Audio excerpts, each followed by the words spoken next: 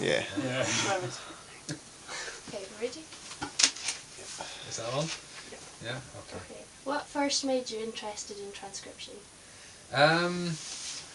That was when I was an undergraduate student, basically, and got a lot of lectures on molecular biology and really enjoyed understanding more about it, and this sort of what you could call machines on genes type things, and got me fascinated, and that's how I got interested in, you know, studying gene regulation and the machinery that's involved in transcribing genes, and so that's how I got into transcription, which is that process that makes RNA from DNA. Yes. Thank you. And what did you expect to find? Were there any surprises?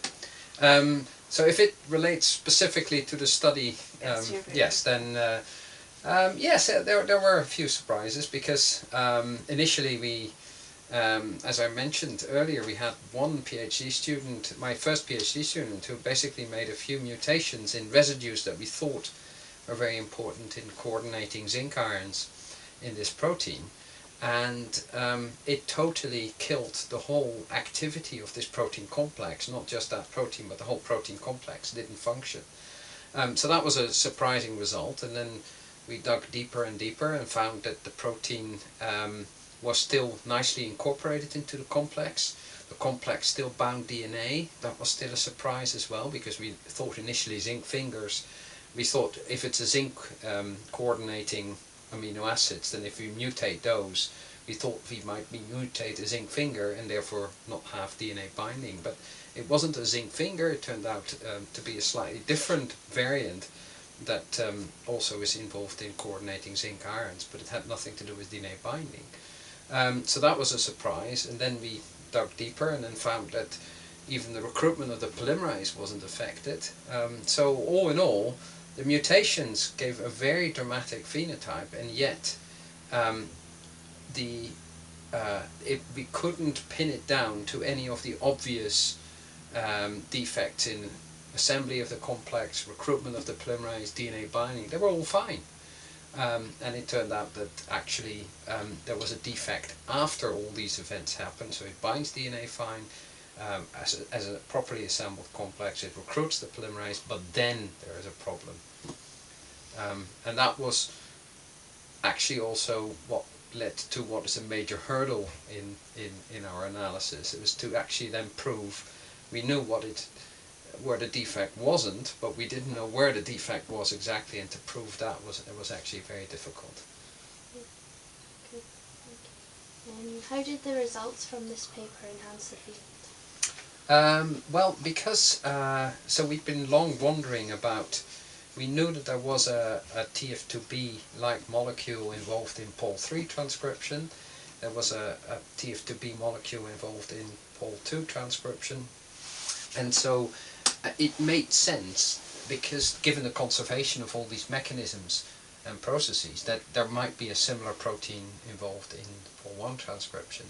And so identifying that this protein, TAF1B, was the structural and functional homologue of TF2B and TF2B-like molecules in Pol3 transcription, provided a sort of a missing link in understanding, you know, how these machineries that have such conserved mechanisms have indeed a complement of this protein also in Pol1, and that was the sort of missing link there. So it was, from that sense, it was quite an interesting finding. Yeah. I think you've already answered the next question we had, which was, were there any challenges? There are always challenges in research, yes. So there's nothing new there. So there are stages in which things will go all very well, and then you could hit a hurdle, and it could be either a hurdle because it's technically very challenging, or you haven't quite answered the question the right way to get further. Or it could be that it's not a technical challenge, but your whole, indeed when you ask that question, your whole design of the experiment is based on a hypothesis that you have. And so, you know, we thought, okay, well, it must be a defect in DNA binding, right? So you go and look for that, and then you don't find that. So that's a, so you think, well, what is it then? So you start by eliminating all sort of possibilities, and then can narrow it down. And so it's a combination of asking the right questions, and there are always technical challenges as well, because once we arrived at where we knew it was where the defect was, it was actually technically almost impossible to prove that there was a defect in that particular step. But by eliminating all the other possibilities, we had narrowed it down, and we knew it had to act there, but we couldn't provide the actual evidence for that. So, yeah. And our last and final question is, have you taken this research any further? Yes, we have been looking at this particular protein within the complex, but also this protein in the context of other processes. So, and the way to do that is to do, for instance, more genome-wide studies where we've looked at whether this protein could be binding, because we know as part of SL1 it binds to the ribosomal DNA sequences, but actually by deep sequencing we found that this protein also binds elsewhere in the genome and may also regulate genes out with the normal rDNA repeats.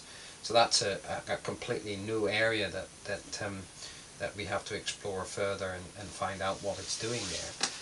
And the other way is to also find out how is this protein and the protein and part of this complex, how is it regulated? Is it